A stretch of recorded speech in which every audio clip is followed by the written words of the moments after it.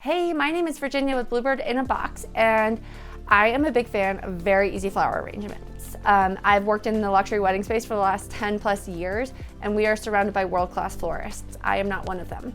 We're really good at arranging parties and telling others how to arrange parties, but flowers, we leave that to the professionals. So today I'm going to teach you one of my favorite, very easy floral tips and tricks. So I'm a big fan of runners along a table. As much as I love a giant centerpiece, doing a runner with a mixture of fruit, vegetables, floral, I think it makes a table look really great. So what we did is we just grabbed a fun little selection of bud vases.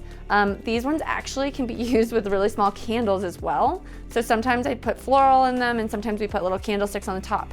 I'm sure you can find a great example and tons of fun flower vases on Amazon, Hobby Lobby, all the various stores across. So what I'm going to do, take a very basic flower that we can find at any grocery store, Trader Joe's, Whole Foods, and I'm going to look at the right height and basically I'm going to trim it, pop it in here, and again I'm just going to go ahead and trim all the bottom. We don't want any of the greenery to go in the vase itself with the water, but we do want some to be on the top.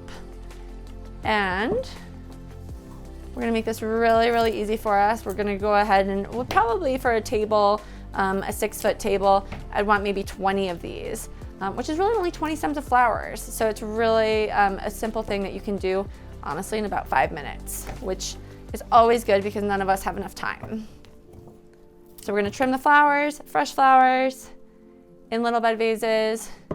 And what I would do, if we have got a fun riser like this is always something that adds a little bit of height and texture and dimension to a table. But just simple, one bloom, one vase, do a full runner along a table, and you're good to go. Enjoy.